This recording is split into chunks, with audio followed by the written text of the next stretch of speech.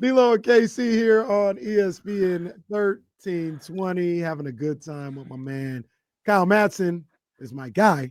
D-Lo is enjoying his birthday weekend, man. That's what you do. You extend the weekend into, well, it was like during the middle of the week, but you extend the weekend to the following week. That's what you do when you boss up like that. That's how you do it. So shout out to D-Lo. He'll be back Wednesday is the plan. And it's Monday. So James Ham is with us. James, what's up, man? Hi, friends. I'm with the insiders right now. I'm with the insiders. Yeah, you know what? Hey, re-rack that intro. Welcome back into the insiders. I'm Kyle Madsen. He's James Ham. Kenny Caraway. Hey, what's going on, guys? How you guys doing, man? James, we were talking to our guy, Daryl the Guru Johnson, 95.7 The Game, and we touched a little bit on the Warriors situation, and obviously we touched on the situation going on with Jonathan Kaminga. Kaminga watch. What's today? Do we know? It's like day 41, I think, or something like that. 43. I think 43. Day 43. Talking about Jonathan Kuminga. Now, got a little news to it because over the weekend, Anthony Slater, I believe he wrote a piece talking about Jonathan Kuminga, where he stands, what he's looking for with his NBA career. And he made the statement, Jonathan Kaminga, that he believes, according to representatives, actually, this wasn't a quote, I don't think, but according to his representatives, he believes he's on the same level as guys like Scotty Barnes and Cade Cunningham. Me and Kyle talked about this a little bit over the weekend. I understand what Jonathan Kuminga's thinking. And at least in one case, I probably agree with it. But what do you think when you hear him say something like that? What do you think of Jonathan Kuminga, his camp, and the way they kind of view themselves as NBA players right now? Yeah, it's a really, really interesting situation because, you know, he has all that talent, but talent doesn't mean anything in the NBA if you don't translate it to productivity. And, you know, we can sit here and talk about what he's looked like in games where, you know, they needed him, what he looked like in the playoff series where, you know, he became one of the primary scorers. But the fact is, like, he has not been able to do that for, you know, 65, 70 games in a season. And not only has he not been able to do it, but the Golden State Warriors have not trusted him to do that. And at some point, you have to actually prove that you're one of those guys. Saying it is fine, and thinking that you're one of those guys is fine. But the fact is, like, almost every player in his draft, at least in the top 8, all have contracts except for him and Josh Giddey. And, you know, part of it is that they got into this restricted free agent like mess. But also, like, part of it is that the other guys have performed. And they've performed on a consistent level. And, you know, we had this weekend also, we found that Ron Kroichik from the San Francisco Chronicle, he wrote about this exact thing where, you know, again, he compared himself to Cade Cunningham and Scotty Barnes. And even like Franz Wagner got brought up in this. And, you know, Franz Wagner's the pick after Kuminga, and he's already got his contract. But Stan Van Gundy went on the record talking to Ron Kroichik and said, I would say Wagner is a winning player, and also Cade Cunningham and Barnes. I'm not sure about Kuminga. I don't see the overall understanding of the game that allows him to fit other guys and help him play well on both ends. And I agree with that, but I also understand that there's another side of this, that he might not have had that opportunity to do this. Yeah, that's the sorry, I thought James froze for a second. That's the hang up I have with this. And Kenny, we texted a little bit about this, but you've got Scotty Barnes the last 2 years averaging 19 points, 8 boards, 6 assists. Mm-hmm. Cade Cunningham was a top 7 in MVP voting this year. Mm-hmm. I think that what Van Gundy said, that understanding of the game, that feel, I've just never seen that from Kaminga. You see the raw scoring ability, the elite athleticism and scoring ability. But what makes Scotty Barnes, and I'm going to leave Cade Cunningham out of this, what makes Scotty Barnes different is that ability to, like, a ball is in his hands. He's going to distribute. He's going to go get those rebounds. He's going to score a little bit. He's going to play great defense. I see where the Kuminga has the tools to do that. I have never seen that put into practice ever at any kind of high level. And I think that's why there's all these questions about him. And I think it's fair to compare him to Jalen Green, because I think we all look at Jalen Green as like really crazy, incredible, like potential. And even some of it is realized, but not all of it. And you're just waiting for that moment where it all comes together. But like 4 years in, it usually doesn't change. Like the opportunities change. And like even within the same franchise, opportunities can change for a player. But for him to be all of a sudden like 4 years into his career and keep saying that he's something that he just hasn't proven that he is, that's the tough thing. And earlier, I compared him a lot to Marvin Bagley, and Bagley was never able to prove that he was that guy. But like you could see the potential of Marvin Bagley every time he stepped on the court. Like again, like you were just waiting for this light bulb to go on when he became like an elite player at the NBA level. And the potential has always been there. The length, the athleticism, the leaping ability, the left-handed scoring ability, the rebounding ability, it's all there. But that doesn't mean anything. There is a long list of players who had all of this ability who never made it. We talked about Derek Williams, the Coke machine. We talked about Jabari Parker. There are guys that even if they put up one season of this, you got to prove that that's who you are. And that's why I think when he says that he considers himself in the Scotty Barnes or the Cade Cunningham realm, hey man, you're just not being realistic with who you've shown that to be so far. And you might have that potential, but again, potential is a 4-letter word in the NBA. Like there's a lot of guys who never even come close to reaching their potential, who have just as much skill or talent as Jonathan Kaminga. And it's about finding your niche, playing to your strengths, and growing into a role. And he has fought that the entire time he's been in the league. I'll address Cade Cunningham in a second, because I think that's a little bit of a different situation.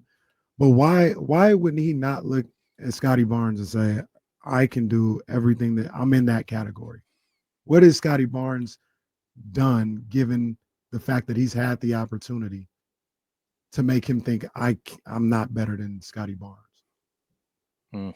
Well, first of all, Scotty Barnes is twice the defender that he is. Secondly, Scotty Barnes is a much, much, much better passer.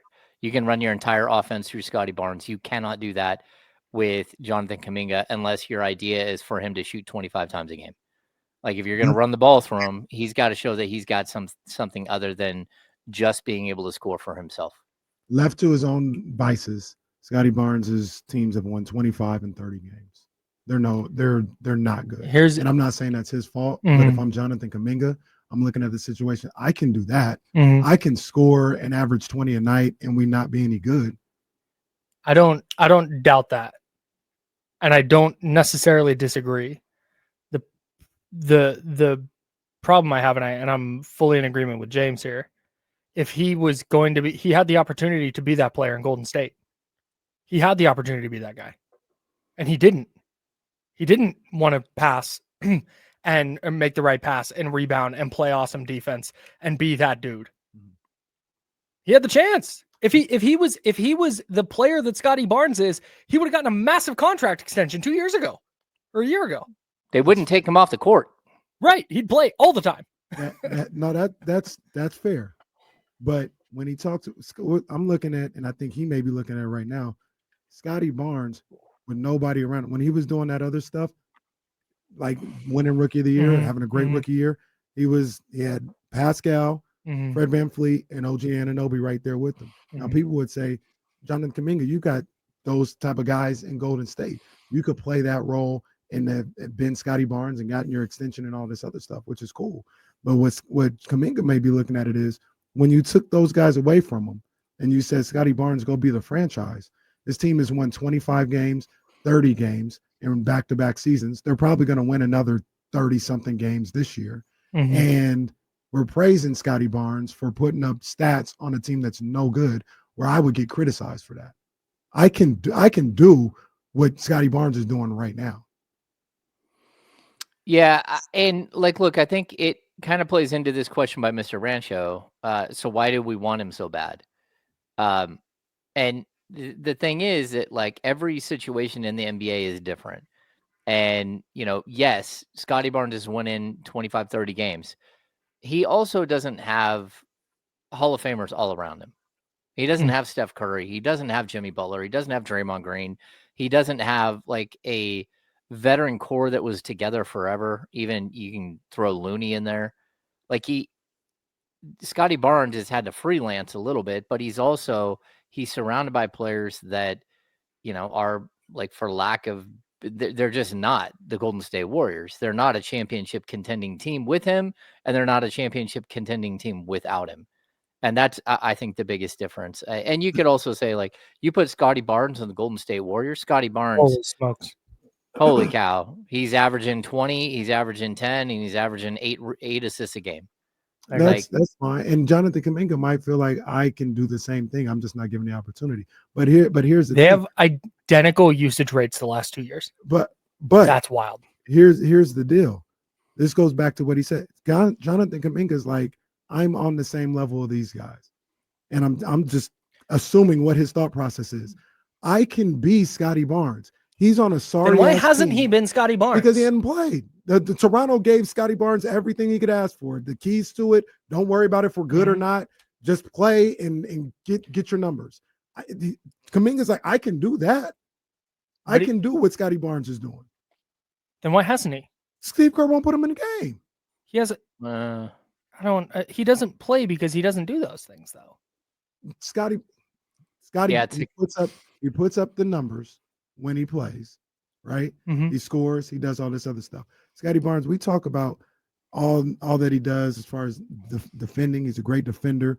All this other stuff. He's a good enough scorer. He can pass the ball. All this other stuff. It's not resulting in winning. What Jonathan Kuminga is saying is, I can put up all those numbers if I play 35 minutes a night, and it doesn't matter if we score or not, or we win or not. I can do that. And he's got a good point. People get mad at him. Guru talked about it right now. They talk about the playoffs. This man went into the playoffs and was putting up 25, 30 a night. And scoring points and doing nothing else. And that's a criticism. When Scotty Barnes does that, you're crazy for being on Scotty Barnes, saying you're on his level. But it's not about putting the ball in the hoop. It's the play style. It's getting teammates involved. It's also about winning. It's doing the little things. It's about winning. And to be honest with you, to be fair to the conversation, do we look at those playoff games and say they didn't win because Jonathan Kaminga scored 30? No, definitely not. They had a chance to win both of those games while Kaminga was scoring 30. They just didn't get it done. But it wasn't like he was a ball hog and playing selfish basketball, and that's why they lost those games. 2 of those games were just close. The other 2, they kind of got blown out in. Yeah, Kenny, I think the reason, to get back to the question that we had from the chat, the reason why the Kings are intrigued, or will at least go down this path, is because there is the what if that you keep bringing up. What if you do give him more of an opportunity? What if you do ask him to do different things? And what if he does do those things? And what if he becomes the player that he believes? And that's the only reason why you're risking a 3-year, $63 million deal here if you're the Kings, because you're thinking the same way that he is, that, hey, there's potential for him to be that guy. But again, at some point, the potential that you got to start producing, and producing in a way that, again, makes it so your coach can't take you off the court. The one thing I will, in defense of him, I'll tell you, and this isn't about him as much as it is about Moody, but it shows you sort of the pathway that I think that they both have run into, Moody and Kuminga, is it doesn't really matter how good Moses Moody is on the court. He doesn't get to play. You know how many times I've seen him finish a game against the Sacramento Kings where he scored 15 points in 15 minutes? And it's like, what are you doing? Like every time he's on the court, he looks incredible. Why do you pull him? And so there is sometimes, I will agree, there is no rhyme or reason to what Steve Kerr has done here, at least from the outside. From the inside, they see everything that these players do. They see how hard they work. They see how many times they go out and don't get enough sleep before a game. You know, they see whether they hit the gym and do the workout stuff that they're asking them to do, whether they work with their teammates or work with the coaching staff to get better. They see everything. And sometimes that's the biggest sign. And it's also why some players, it doesn't matter what they're scoring and their numbers look like, good or bad, teams won't trade them because they know how valuable some of these players are that do all of those things and set examples or live by the right code. And so again, the Warriors know more about Kuminga than anyone outside of Kuminga, but they've held him back. And I think we all want to see what it looks like when he's not being held back. And it could just be like a complete disaster. And real quick, because I want to answer to that. That's my premise of what I'm saying is I understand how he feels that way and why he feels that way. Is he right? That's obviously up for debate. I'm not here to debate whether he's right or wrong. But specifically looking at Scottie Barnes, he's looking at Scottie Barnes in Toronto and how they haven't been a winning team, how Scottie Barnes, who is a fantastic player, looks like that's not a franchise guy. You're going to need one or two guys better than him if you want to be a top flight team. Maybe one guy, maybe not two guys, but one guy for sure. And Kaminga's looking at it like, yeah, I could do that. Let's just say, for instance, Sacramento, for argument's sake. I could go to Sacramento, average 20, and we win 35 games. I can do that. The Cade thing is a little different because Cade is a leader. Cade is a guy that lifts an entire franchise and lifts the players around him. And to me, that's a little ambitious of him to say I could be like Cade Cunningham because Cade Cunningham has so much more responsibility and has lived up to it, at least this past season, that I haven't even seen Scottie Barnes do. I think they're on two different levels, Cade Cunningham and Scottie Barnes and Jonathan Kuminga. Like, I think they're different. So I don't necessarily see where he could feel that way with everything that Cade brings to the table. But I can understand that with looking at Scottie Barnes' situation. No, I don't. I want you to answer this. Not could he, would he? Do you think? Do you think Jonathan? Do you think Jonathan Kuminga, if given? So this is Scottie Barnes per 36 numbers. Do you think he would do this given 35 to 36 minutes a night with the Kings, or 34 to 36, whatever? 21 points, 9 boards, 6 assists. 1.5 steals, 1.1 blocks. The points, yes. Sure. The boards a little lower, the assist a little lower, and I think Scottie Barnes is a better defender than Jonathan Kuminga. So what's Kuminga's per 36? This past season, 22.6 points, 6.8 boards, 3.3 assists, 1.2 steals, 0.7 blocks. I actually think that's about right.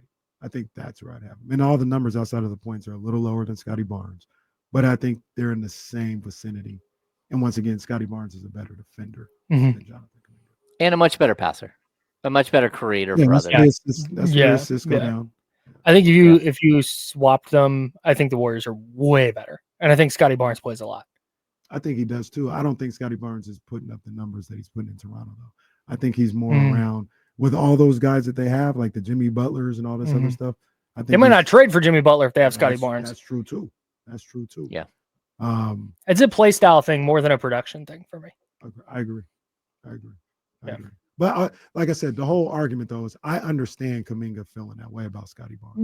Yeah, I could see it. I get it for sure. I don't see it as much with Cade, but I can see it with Scottie Barnes.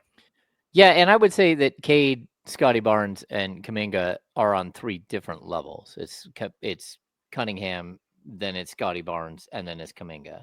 Why is Scottie Barnes on that level? What do you mean? He ahead of Kuminga? What has he done in this league? Outside of the rookie year when he was playing with other top flight players. He's an elite defender at 6'9" who passes as six assists per game and 8 rebounds and 20 points. What? Because this is the thing we talk about. We talk about Trae Young not being a winning player. We talk about people not being winning players all the time. I think Scottie Barnes is, but we can't pick and choose when wins matter. Well, no, I regardless of what I think about the stats that Trae Young puts up, Trae Young is still a top 6 point guard. Trae Young is still way better than Dennis Schroeder. Like that, it's just straight up. Like he's a better player, and he's a better player than Darius Garland. Now, whether he fits better or not, that would be a whole different discussion. But like as far as like a better player, like that doesn't mean that I want to trade for Trae Young and pay him $60 million a year. It's tough. So your argument is not that the Kings might be getting Scotty Barnes, because I don't think Jonathan Kuminga is ever going to play that way. No, I don't think he's going to play that way. Okay. I just think that Scotty Barnes is best served with. I'll be because I like his skill set with one other player that's better than him around him.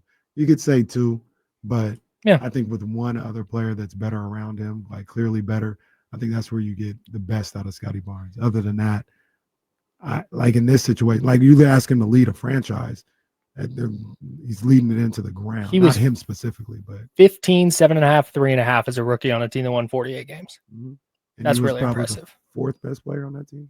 Yeah, he was in that rookie of the year, deservedly so, with his defense as well. That you don't always get the numbers to quantify what he does on the defensive end. I think he's a prototypical defender in 2025, perimeter defender. That Raptors teardown was crazy.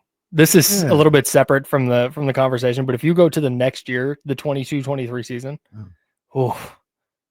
yikes. And that's why, like we talk about this all the time, but the talent around you matters. It doesn't matter how good you are. Like very few players have like transcendent talent that can like make up for the fact that your roster is trash. Like the biggest, like the only one I can remember that just you take everything else and throw it out the window. Like the fact that LeBron James was able to lead a team to like a Eastern Conference championship and make it to the finals with like, what is it? Mo Williams is the second best player, and nobody else on that team that was not even Mo Williams. No one was an all-star. No one was even remotely close to all-star level. Like that's one player in the league that can do that. I don't think there's another player that can do that in the league. And, we can blame Scotty Barnes for the fact that his team doesn't win 48 games anymore, but like you have to have talent around you to win. It's a 5-man sport on the court and you need more than 5 to do it. You've got to have a bench. You've got to have depth. I don't blame Scotty Barnes at all for that. But for instance, we blame Zach LaVine for not winning in Chicago and saying he's not a winning player. And that's all I'm saying. I want to be clear. I don't blame Scotty or Zach LaVine because I agree with James.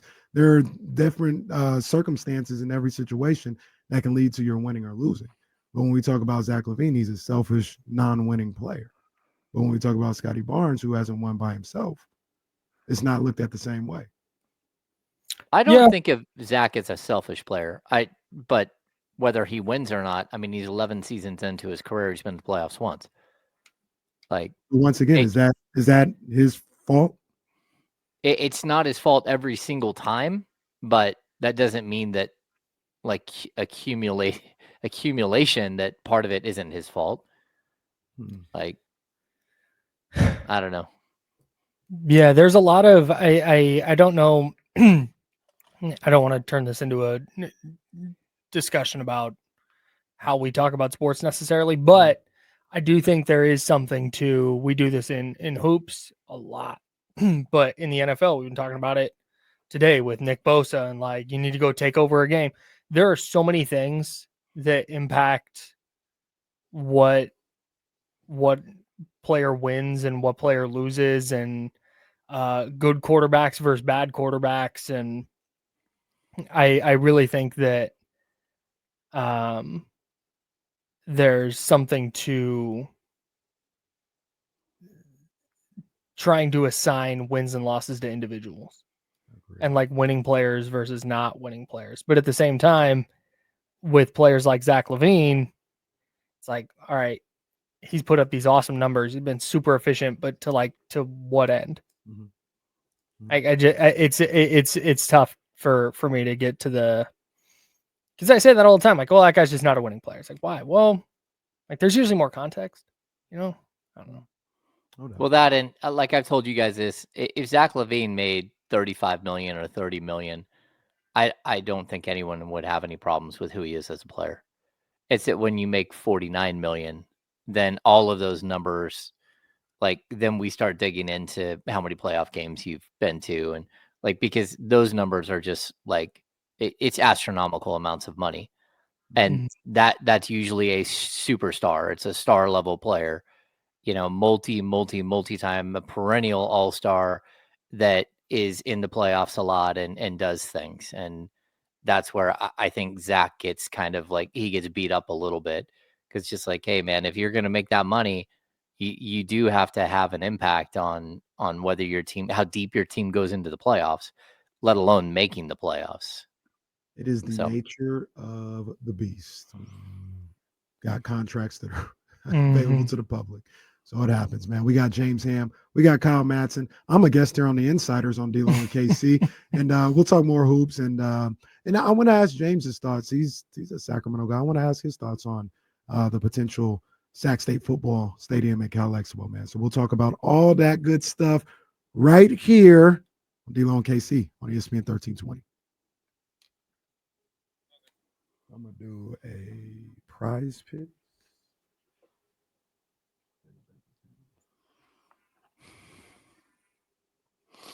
Hey, Jesse, I got to do one of these too. Okay.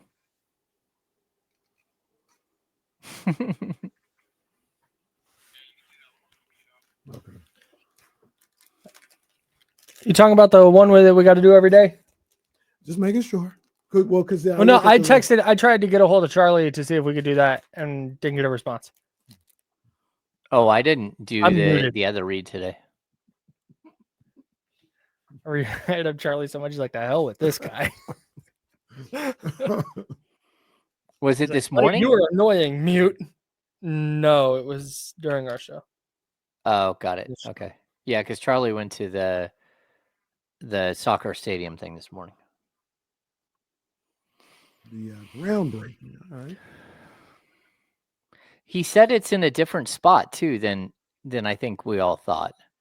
He said it's on 7th and C. That's where the new stadium's going. Isn't it behind those apartments? I don't know which apartments, but 7th is high. I mean, 7th is where the top entrance to Golden 1, where you park in the garage, and where the skate rink is. Yeah, they have this apartment complex. I think they're condos, maybe townhouses. It's the only thing built in the rail yards, and I think it's going behind those things. I've been having ear issues today.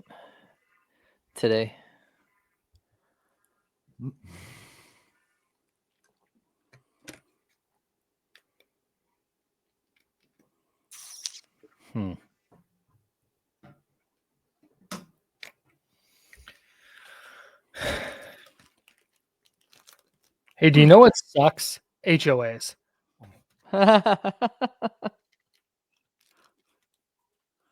That's funny. Did you hear about the story of the HOA who got the lady thrown in jail for a week?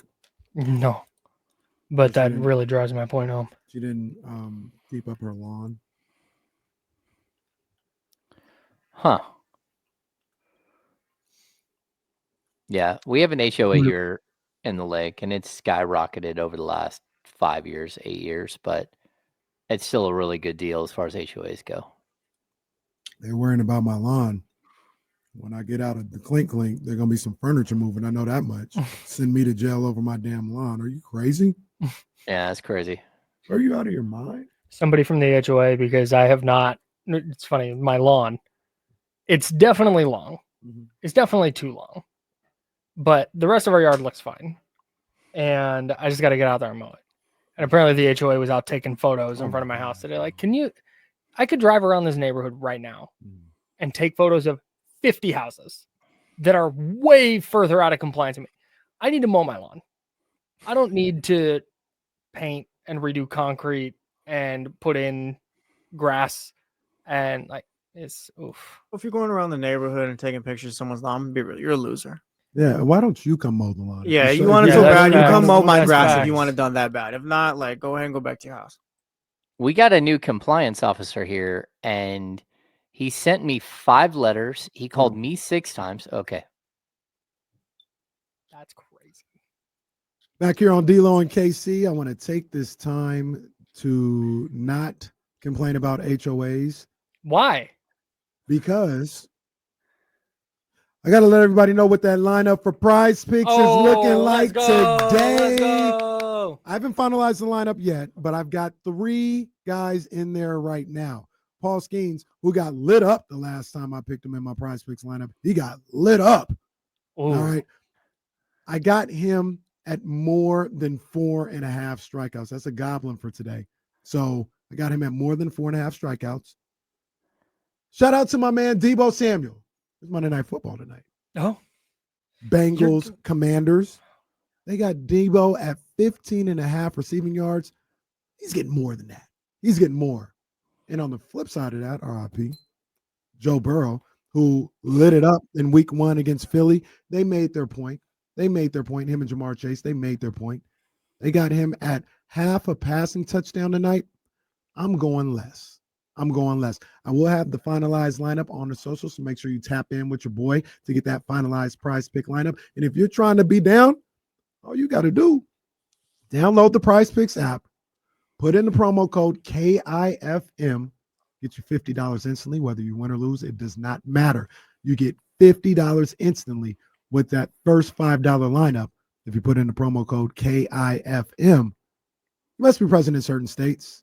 Go to prizepicks.com for more details. Prize Picks, run your game. Johnny G. Woo. Good job, Johnny. Johnny. There it is. That win. Also, for future reference, the winner is based off of who me and Kenny see first on our screen. That's right. There was All some discrepancy Yes. last week because in other screenshots. Well, no, look at what you see on your YouTube page does not matter. It doesn't It matter. doesn't matter at all. It's It what does- we see on StreamYard. It doesn't matter at all. So that's the official ruling. Yes. What we see, and those wins stand. Yes. You know, for those who were trying to appeal the game or protest the game, it matters what Jesse and myself see first. Norm Today, Johnny G got it. says, "Yeah, I got hosed out." No, Norm, you were just late. Well, I'm glad you put context to that. Shout out to Norm. But yeah, you just didn't get it in on time. That's all it is. That's all it is. No. That's flag. wild. Yeah. On you. That's Come on, on man. you, brother. You let That's him on go. you, brother. You tackled the receiver. You let him go. No. Let who go? Norm? Norm. Norm is a fan. I can't throw flags on the fan. Yeah, Absolutely, dude. you can. We throw flags in the chatty house all the time. I didn't feel like it. Text 999-1320 if you have a bad fan experience. You don't go ask the ref for a flag. Yeah, there's a number to text, and security will be there. Oh man, and as somebody said, I saw you put it up there. Run your HOA as well. I actually have a good relationship with my HOA. After all that complaining I did, they haven't bothered me at all. It's a good HOA. I don't have a problem with it. You Hey, would have a Mark. good Hey, relationship. them I got off. lucky. Corporate Yeah. Casey I got again. lucky. Yeah. Of course, you side with the corporate, I the don't corporation again. In Everybody thinks that general, C on his I head stands for don't. Caraway. It's Yeah. corporate. In general, I don't, but my particular HOA, we've got a good relationship. Nah, 4 you're years supposed to running, hate them we're no doing a matter great what. job. Mhm. I hate them because This they make guy Kyle gets mad. it. Exactly. Casey's got that yard crew that comes twice a week to clean up his yard. Oh I man. don't. Oh boy. I don't. We do it ourselves. We don't have a lot of young. We have turf in the back, so it's really just a front yard, and yeah, we handle that. Not a lot of grass there, so it's all good. This fall, leaves will be picked up by the son in the house. Like, hey, rake them leaves up, big dog. You know what I'm saying? So we do a good job with it. We do it a good job. James Ham of the Insiders here with D-Lo and KC. Kyle Madsen of the Insiders here with D-Lo and KC as well. James, there was a little bit of news on the Sacramento front over the weekend as Jake Gayden, CBS 13, broke the news that Sac State and Cal Expo have had some preliminary talks about potentially using the racetrack site for a new football stadium at Cal Expo for Sac State.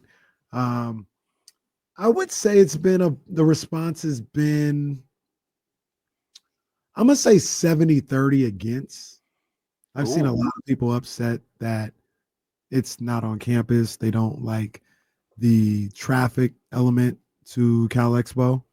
I'm on the 30 side. I think that's great. I would have obviously loved for it to be on campus. That's priority number one.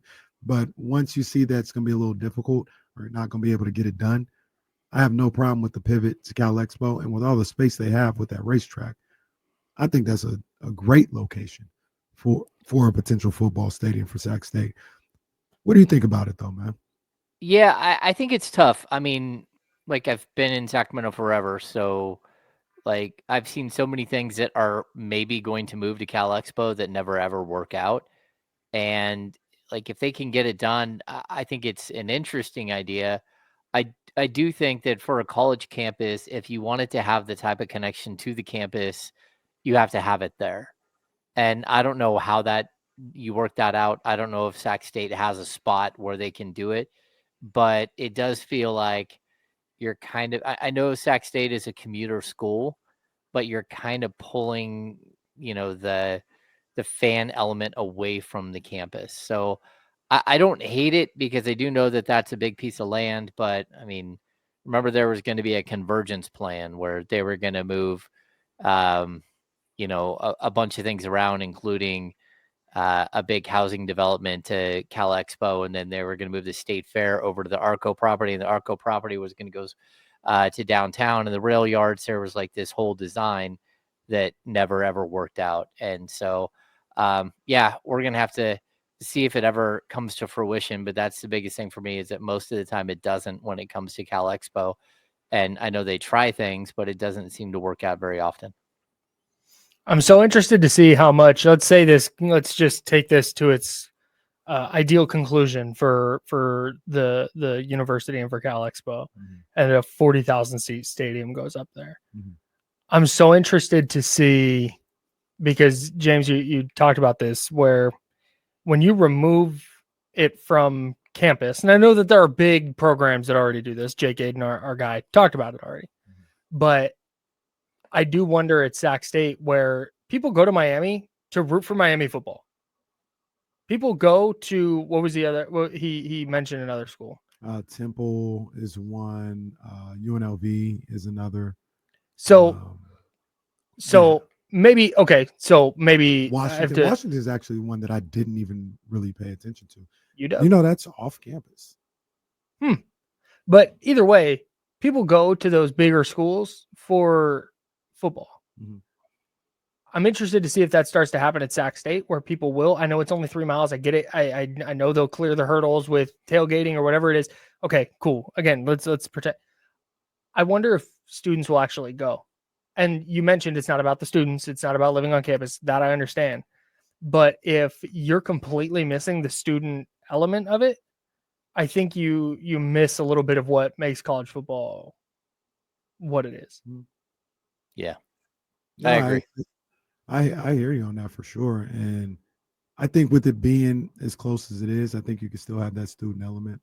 And James, what I had talked about that Kyle kind of alluded to was I think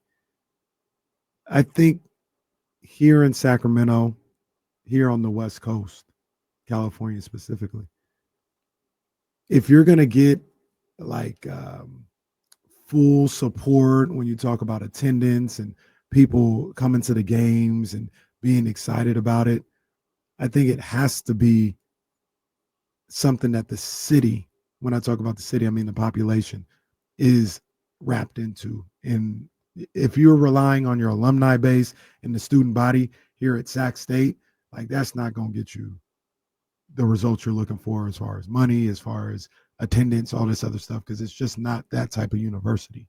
But if you're in a situation where you build this stadium, wherever it's at, on campus or Cal Expo, wherever you're trying to get it done, and it's something that the city of Sacramento rallies behind and says we're all Sac State Hornets and we want to support this thing, that's what you have to tap into if you want to make this thing work. Just because I don't feel like the student body, and with it being a commuter school traditionally, is going to give that to you on a consistent basis. And I don't know if the alumni base will also give that to you. It's got to be something with that. And you've got to get the Kenny Caraways, who I didn't go to Sac State.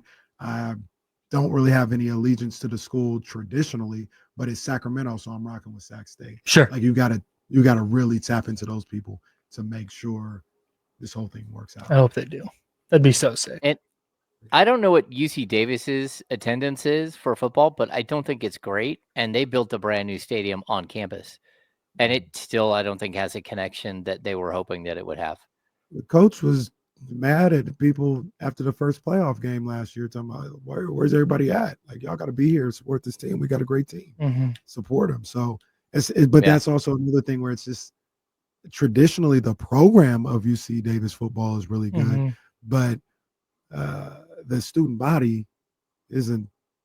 It's not. UT, it's not even Arizona State. I know this isn't entirely true, but I feel like everybody who lives in Davis goes to Davis. I know it's not everybody. So the differentiation between the student body and the general population in Davis is much different than the student body of Sac State and the population of Sacramento. Correct. Yeah. Yeah, I'm with you. Yeah. The thing that nobody's really talking about yet, that I've asked some people around, and it just doesn't seem like they're locked in or really interested in each other like that, is I don't know why the Republic and Sac State don't work on putting football games at the new stadium. Like I said, I've asked some people about that. I've asked around, and it doesn't seem like the Republic are interested in collabing with Sac State to have them play football games there. But that would almost kill two birds with one stone, especially if you're not able to have an on-campus stadium. If you're going to go off campus anyway, why not, instead of building two stadiums, why not just partner with the people who are actually getting one done right now and have your games in downtown Sacramento? Once again, that's even further from the campus. I get that. But like my whole outlook on it is you got to get the city involved. And if you can get the population involved with being part of that downtown arena, I think that would go well. But I've heard, I don't know what I've heard neither side is that interested in that collaboration, which is shocking to me. Football tears up a field. Like, and I think it's just different the way the locker rooms, everything else. You're talking about like a 50, 60 man roster versus 20, 25 man roster. And in soccer, I don't even know how big the Republic's roster is outside of the 11 that start. Like, but still, you're talking about a much bigger type of environment than what you have for soccer.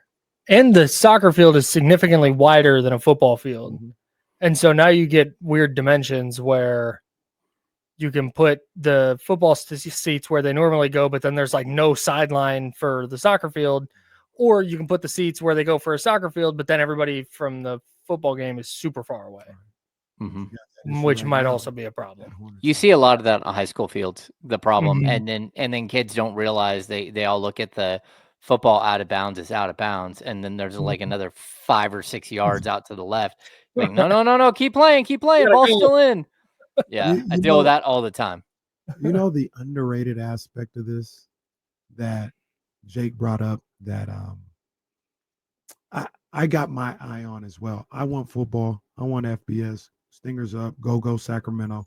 Need my man Brendan Marion to do what he does. I think he's gonna make a championship run this season. I really do believe that. Oh my. Yeah, I think he's gonna make a championship run this season.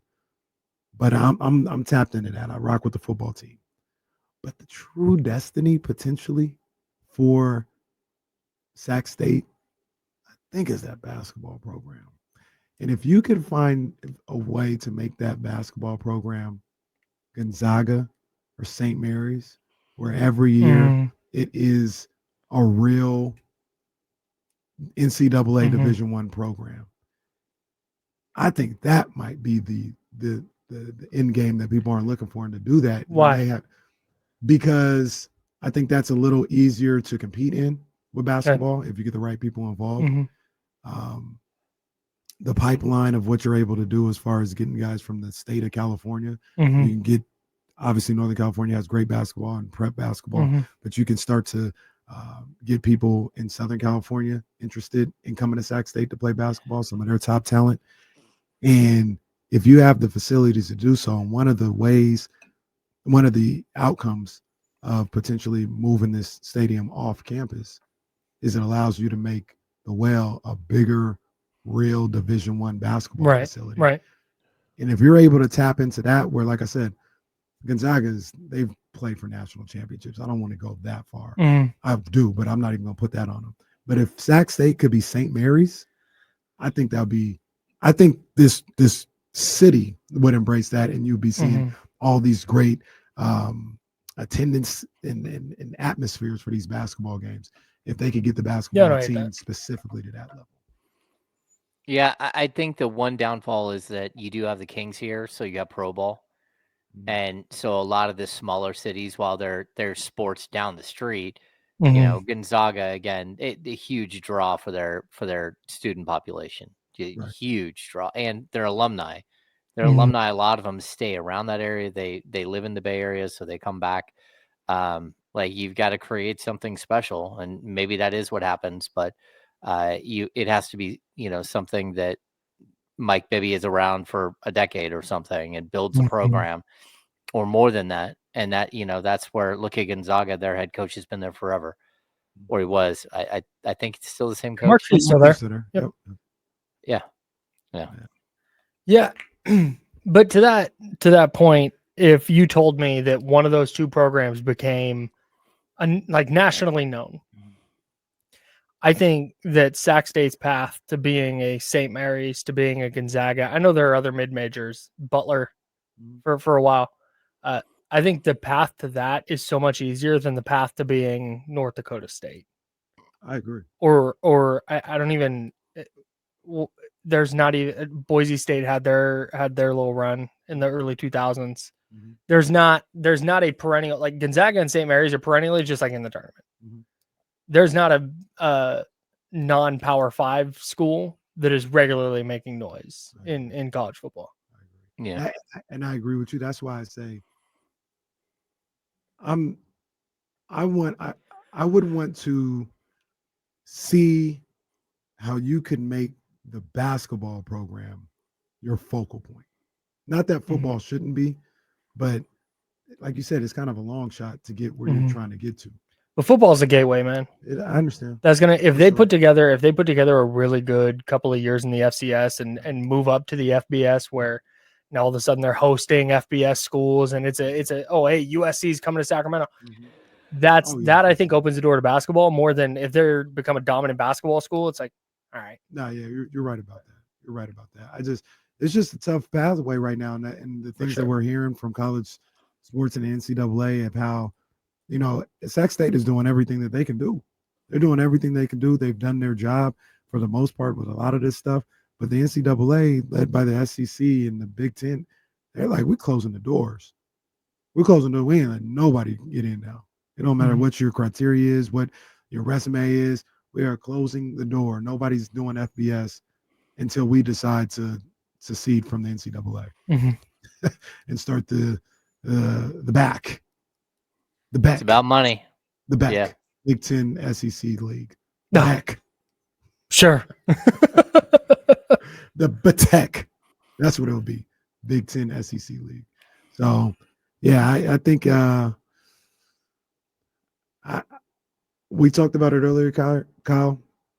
If you could just get the stadium up, I think it just get there and then you figure everything else out. That's the hardest part. If you could get the stadium up, it's wherever it's at, by any means necessary. And that's what you can figure out everything else with that. And I think you need to get that stadium up without it being a disaster in the process. Disaster, how so? Like a slog to get there, and there's all this negative press about it, and like you have to be on it PR wise and make this a good thing for Sacramento, because if this goes up and it's the perception, it doesn't even have to be reality, but the perception is, we talk about this with the A's. the first 3 major stories about the A's were like the no Sacramento, Las Vegas patch, and most expensive opening day ticket in baseball. Mm-hmm. You can't have that same thing with this stadium. It cannot be this mess where it's like their taxes are going up and there's all this negative perception about who could have gotten the land instead or whatever it is. Understandable, for sure. Like that is going to be very, very key in my opinion. Let me ask both you guys this question. They built a on-campus stadium for Sac State and they moved to FBS. Do you think it would, because people are talking about Cal Expo and traffic and all this other stuff, do you think it would be easy to get in and out of Sac State's campus with a 30,000 people there? At their current? Yeah. No. I don't think so either. So that's one of the arguments, like, oh, no, I want it on campus. Traffic at Cal Expo is bad. Do you think it would be any good on campus? If that's your concern, if traffic is your concern, I think it would be worse. Think about 30,000 trying to get in and out of Sac State's campus. Yeah. I don't see a lot of roads there. Yeah. So. And I didn't even know. I'm trying to even think of, and this was Jake Aiden's point earlier, and I think it's a good one. There's nowhere. I'm trying to think of where a whole ass football stadium would even go. That's the thing. I don't think they have the money or the space to get it the way we all want it to. Yeah, that's tough. That's tough. Yeah. We'll see. Hey, I know one thing though. Whenever I go to a Sac State football game, I'm gonna have me some wine from Baker Family Wine. Oh, buddy. That's how I'm tailgating. I'm doing it like they say the Niners are the wine and cheese crowd. Well, I'm gonna turn Sac State a couple of those tailgates into a wine and cheese crowd as well. Because I'm gonna bring me some Baker Family Wines. We're gonna get it popping in the tailgate, and we're gonna have a good old time. You need to do the same. Make sure you go to my main man, Dusty Baker's, BakerFamilyWines.com. Be part of Dusty's Clubhouse, so you get exclusive releases and tasting room specials, and you just know what's going on, man. And here's the other great thing about Baker Family Wines. It's right there in West Sacramento. Right there in West Sacramento. You don't have to go to Napa. You don't even have to go to Lodi if you don't want to. Right there in West Sacramento, you can get some of the best wine I've had in a long, long time. I'm a white wine guy myself, but some of the reds, like that 755, that's fire too. So make sure you tap in with my people over at Baker Family Wines. Go to BakerFamilyWines.com today. Visit that tasting room and become part of Dusty's Clubhouse, man. Do that. Like today. Oh, yeah. Yeah. Salute. Kyle, you're the man. I appreciate you pulling up, man. Let's do it again. Okay. Let's do it again tomorrow. James, you want to do it again tomorrow? You want to come here at 3:00 again tomorrow? Let's go. I think I have an appointment tomorrow, or I would at least consider it. But James said I gotta wash. I gotta wash my hair. Can't do it. Yeah. Also, they don't. It's a tough time getting more time here. Is that what it was called? More time? Extra time? Was it? Yeah, more than time. More than time. Yeah, It's tough getting more than time. Yeah, it is. So I appreciate Jay Gaten pulling up on us tomorrow. I think Trista Crick pulling up on us. Oh, she's in the city. I don't know what she's gonna do, but we'll see what's going on with Trista. Jason Jones is gonna pull up on us. Me and Kyle, we have like 2 or 3 really, really fun things that we didn't get to today that I can't wait to talk to him about. You know, I'm a historian. I go down memory lane. I love this stuff. We're gonna have a good time with that tomorrow. Shout out to my man Jay Gaten who pulled up on us today. Shout out to my man Guru who pulled up on us today. That's my guy. Finally came through. Let's go. Yeah, and he had a damn good Jerry Jones. He had a damn good Jerry Jones. That was a good one right there, man. So shout out to Guru. Shout out James Hammond. Shout out to you. Make sure you tune in to ESPN 1320 tomorrow, starting at 10 a.m. for the Insiders. Y'all be good. Vamos, Bengals.